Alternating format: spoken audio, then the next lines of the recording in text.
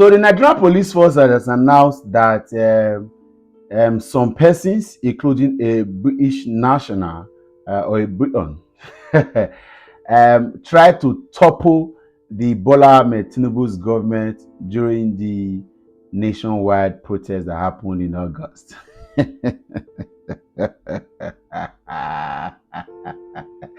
Okay, this particular Briton, Andrew Wine, working with another Nigerian, tried to actually take over government or overthrow Bola Ahmed Tinubu's government. He said that from a hideout, the Labour House in Abuja, he said whether they established an Eva Valley bookshop as a disguise, but they were using that as a sleeper cell to coordinate some activities that meant that they wanted to overthrow government. According to documentary evidences that is now before the Nigerian police force, the Briton and then another Nigerian from Edo State were fingered, who are not large, that they have run away. So that's why they are declaring them wanted. Were fingered to have been having operational works on to actually topple Bola. I wanted to have a serious engagement. Okay, so because I don't have evidence against that fact, but it's funny. And it's obvious that there is if this was an isolated story, maybe I would have given it attention. I'll allow you to see the video of the Muyiwa, the police public relations officer, yes, Muyiwa Adejobi, Assistant Commissioner of Police Muyiwa Adejobi. He will be talking to us in a jiffy. Before then, just so you know too, about 10 SARS protesters were today also remanded in the Kuje Correctional Facility, and then I think and the female among them was sent to the Kefi Correctional Facility for women. What is their offense? Their offense is that they were arrested because they involved themselves in the August nationwide protest tagged the End Bad Governance in Nigeria protest. However, the funny thing is the charge be read against them, about 6 count charge. One of them is a treasonable felony, treason. So they are being charged for treason. And if you understand how dangerous it is to be charged for treason, is that the penalty for treason is actually death. It's capital punishment. So the federal government through the council is actually, because the counsel to the protesters had sought for bail, because of course if it was protest alone you were charging them for, there was a bail application before the Honorable Justice to allowing them go home, so to speak, and then appear in courts. But the counsel to the federal government, or the prosecutor at the moment, refused and said because of the temerity or the nature of the charge against them, they cannot be granted bail. And because of course treason, like I did say, has a capital punishment, which is death, by as it were. So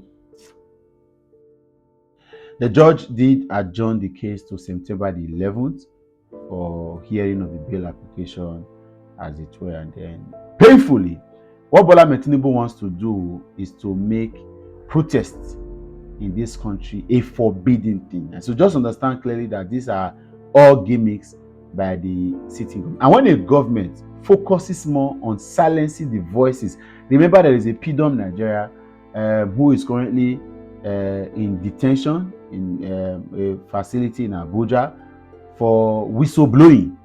Whereas the law, and that's why I keep bored when people talk about law in this country. It's actually a waste of time to study law, except to arm yourself, because what most lawyers use the law profession to do is to escape being oppressed and intimidated by other agencies of government. Because if you think that the law works in this country, then you are a joker.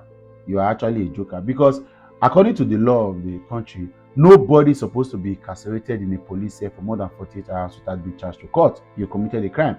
But as I talk to you now, no police officer, no DPO, no IPO has been taken to court and then court dealt with for breaking that law to say you detain somebody for more than 48 hours, and because of that, we're just hearing the story of VDM and Crane, for example, be kept in police facility for days. And then I'm asking, why do we have the law if we are not going to abide by it? Why are we killing ourselves? Going to have it's a waste of time. We are wasting taxpayers' money, wasting documents, wasting paper, wasting sheet, wasting the information. The every time I'm reading criminal code, there's an I've read the amended constitution. I'm reading several acts, Police Act, EFCC Act, ICPC Act. I'm reading act upon act just so because again the conversation we do here is quite serious for some of us. We cannot sound like an idiot, so we have to sound quite understanding of some things. And then you read all this, come back and discover that there is really nothing. Just like how people say about education, that you go to school and study like your life depends on it. Come out of it, drop the certificate, and hustle like a dropout. That's how it is, and that's how our system works. A lot of laws, but none of them is effective. So these people now, because they protested, they are now being held back and now being charged for treason.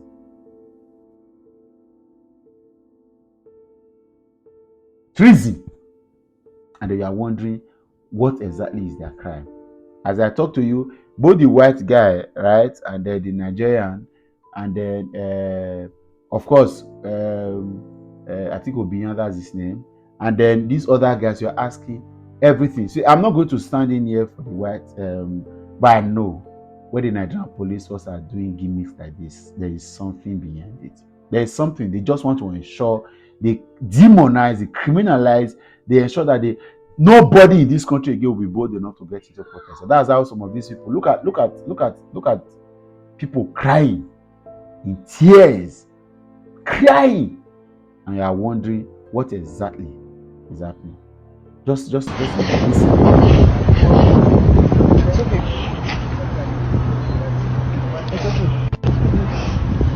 It's okay. Your brother is a hero. It's okay. Your brother is not a terrorist. I know. It's the country we find ourselves in. You know, the government is a terror. Please. Can imagine. I don't know. I'll allow you to listen to Muyiwa. Maybe he's got something to convince you why some of this rubbish happening is even happening, and then you just wonder. These guys, when the government is focused on silencing the voices of the people, just know that the government doesn't have a plan for the people. I rest my case. This briefing by myself was the police investigation of foreigner as subversive element for attempted regime change and orchestrated violence in Nigeria. The Nigeria Police Force has launched a comprehensive investigation into the activities of the foreign national and subversive elements plotting to undermine the democratically elected government in Nigeria through unconstitutional regime change and orchestrating violence across the country. Following extensive intelligence gathering and collaboration with other security agencies, 10 suspects have been apprehended who received substantial financial backing from foreign sources to destabilize the country. Preliminary findings suggest the orchestrated and funded violent protests, disseminated false information, and engaged in other unlawful activities to create anarchy and justify their illegal plots to overthrow the democratically elected government. Investigations have identified a foreign mercenary, Andrew Wine, also known as Andrew Povich or Jew of Faith. The man has many identities. A British national who built a network of sleeper cells to topple the government and plunge the nation into chaos. He rented his place and Labour House in Abuja for an Iva Valley bookshop and established Stars of Nations Schools as a cover for its subversive activities. Documentary evidence and confessions reveal that Anduwine issued directives, monitored progress, and provided finance and operational guidance to achieve unconstitutional regime change in Nigeria. He mobilized and deployed several billions of naira to his Nigerian collaborators, urging them to mobilize the public to violently storm police facilities and military barracks, anticipating a bloodbath that would instigate international condemnation of the Nigerian government. These acts are in clear violation of the Terrorism Prevention Act of 2011 and other relevant laws of this country. Since the commencement of investigations and when has fled the country, he and one of his local coordinators, one Loki his opinion, have accordingly been declared wanted, and global hunting for them has commenced in connection with this investigation. The 10 other suspects already apprehended have been arraigned before a competent court of law today, Monday, September 2, 2024, for criminal conspiracy, terrorism financing, treasonable felony, subversion, and cybercrime. These suspects include Angel Love Innocent Female, Opalua Eleojo Simon, male, Michael Tobiloba Adaramoye A.K. Lenny, male, Sulaiman Yakubu, male, Buhari Lawal, male, Musiu Sadiq, male, Abayomi Adeyemi, male, Abdusalam Zubairu, male, Nuruddin Amis, male, and Bashir Bill, male. These acts, like I said earlier on, are in clear violation of the Terrorism Prevention Act of 2011 and other relevant laws of this country. Meanwhile, the Inspector General of Police of the Federal Republic of Nigeria, IGP Kaode Adeolugbeto PhD, NPM, while condemning the activities of the group, has since activated the Interpol tools and other global policing networks to support ongoing domestic investigations aimed at locating and apprehending the suspects at large. The IGP assures the general public that the force will leave no stone unturned in dealing with and bringing to deserve justice any individual or group threatening our national security and peace, or promoting any movement with the motive of truncating our democratic government through unconstitutional means.